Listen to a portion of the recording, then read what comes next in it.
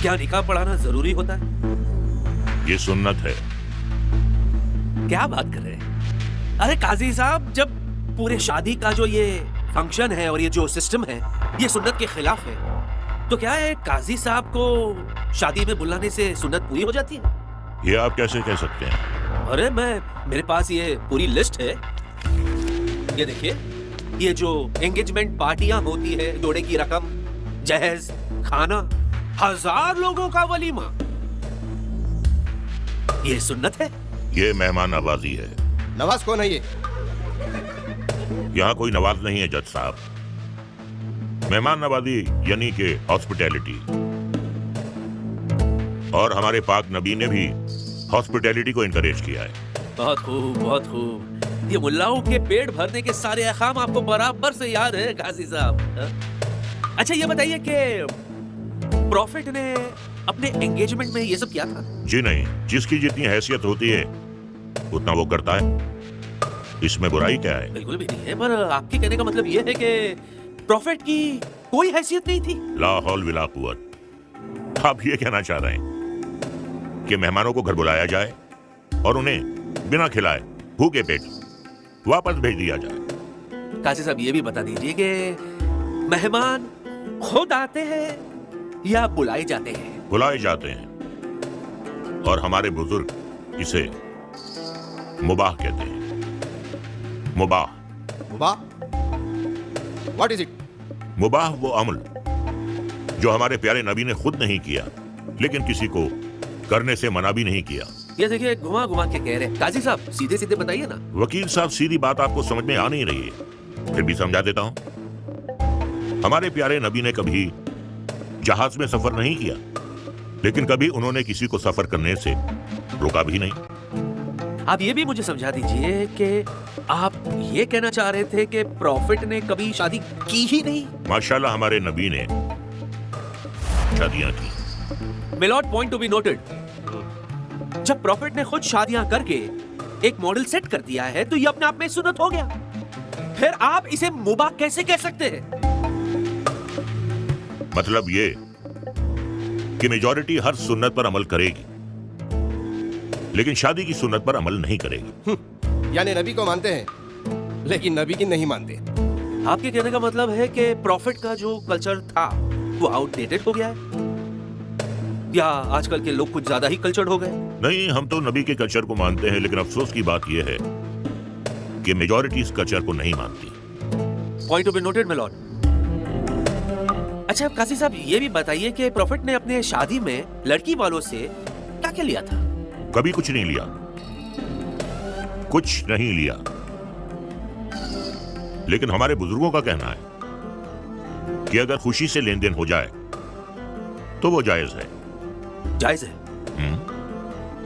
जायज है। तो काजी साहब ये जो वैलेंटाइंस डे मनाते हैं ये भी तो खुशी से मनाते हैं, ये हराम कैसे हुआ? ये बेहुदा त्योहार यहूदियों की नकल है। अच्छा, तो फिर काजी साहब ये मंजे, साचक, बारात, ये किस कौम की नकल है? ऐसी शादियां मुशरिकीन की नकल हैं। पर आपके बड़े बड़े मौलवी और मुर्शिदों के घर में ये रस्म मनाए जाते हैं, फिर आप इन्हें मना क्यों नहीं करते? चंद एक मौलवी या मुर्शद ऐसी हरकतें करते हैं, लेकिन उसके लिए आप पूरी कौम को जिम्मेदार नहीं ठहरा सकते। काजी साहब हमें यह भी नहीं भूलना चाहिए कि बुराई को देखकर जो चुप रह जाए वो गुंगा शैतान है, फिर चाहे वो वली ही क्यों ना हो। गलत को अगर गलत नहीं कहा गया तो वो भी गलत है। यकीनन, यकीनन। ये बताइए काजी साहब के आजकल जिना का क्या भाव चल रहा है? ला हौल विला कुव्वत। वकील साहब, आप अपनी जबान पर थोड़ा लगाम लगाइए। Sorry milord.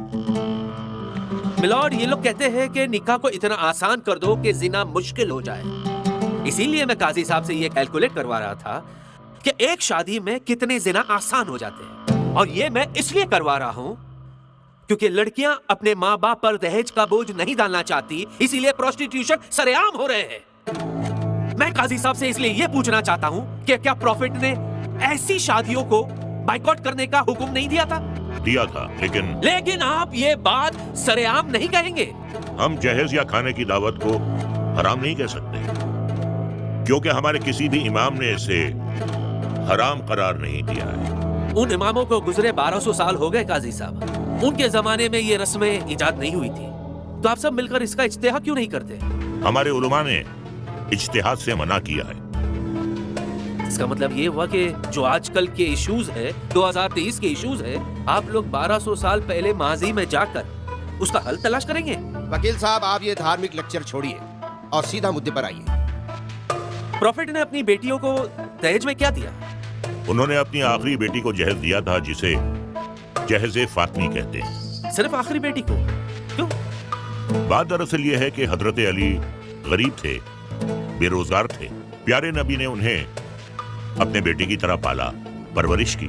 उनके रहन सहन की जिम्मेदारी प्यारे नबी पर थी, इसलिए ये करना जरूरी था। Point to be noted my lord. According to काजी साहब, दहेज लेना उस वक्त जायज होता है जब दामाद यतीम हो, बेरोजगार हो और उनके ससुर ने उन्हें पाला हो, वरना ये रिश्वत है, राइट?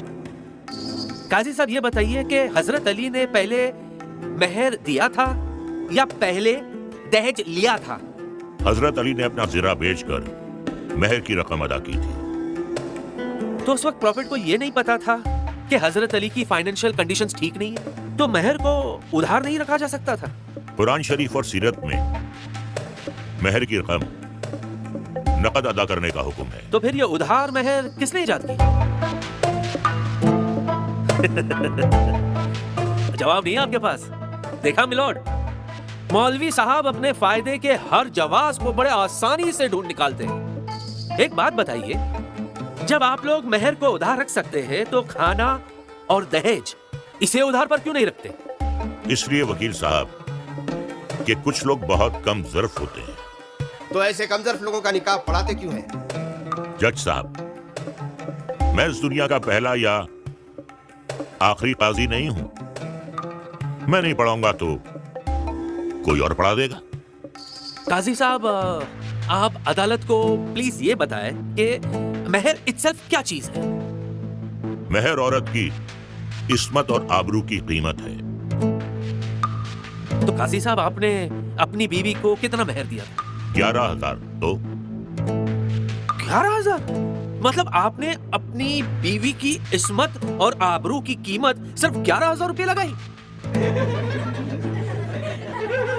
Order, order. या अल्लाह, ये मेरे सब्र का इम्तिहान है। वकील साहब अपनी सारी हदें पार कर चुके हैं, मुझे सब्र अता फरमा। आई एम सॉरी अगर मैंने आपको हर्ट किया है। आपके शादी में आपके इन-लॉज मतलब ससुर जी ने कितना खर्चा किया था? जहां तक मैं समझता हूं कि कुछ 3-4 लाख खर्च किए होंगे। Point to be noted milord, जो बाप शादी में 3 से 4 लाख रुपया खर्च कर सकता है, तो क्या वो अपनी बेटी की 11,000 की मेहर नहीं दे सकता? क्या फेक ड्रामा है ये सब? ऑब्जेक्शन माय लॉर्ड, फाजिल वकील ड्रामेबाजी कहकर शरीयत की तौहीन कर रहे हैं। Objection overruled.